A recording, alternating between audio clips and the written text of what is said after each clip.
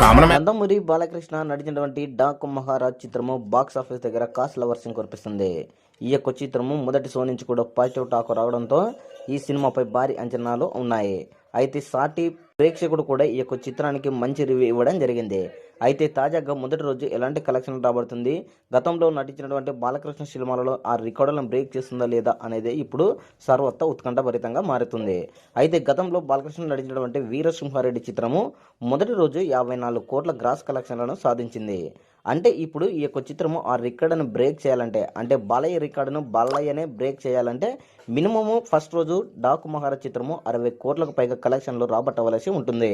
అయితే అందుతున్నటువంటి సమాచారం ప్రకారము మరియు టికెట్ల రేట్లు పెంచడం, అదేవిధంగా ప్రీమియర్ షోలు కూడా ఉండడంతో కూడా ఈ సినిమాకి భారీగానే అడ్వాన్స్ బుకింగ్స్ అయినాయి. అండ్ ఈవినింగ్ అండ్ నైట్ అని కూడా భారీగా కలెక్షన్లు కూడా అయ్యాయి.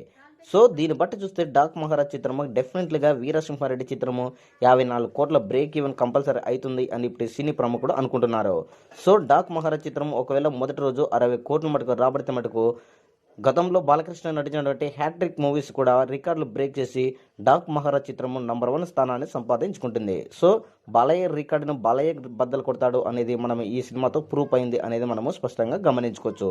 మరి డాక్ మహారాజ్ చిత్రం మొదటి రోజు వీరసింహారెడ్డి రికార్డును బ్రేక్ చేస్తుందా లేదా అనేది మీ యొక్క అభిప్రాయాన్ని కామెంట్ కూడా తెలియజేయండి.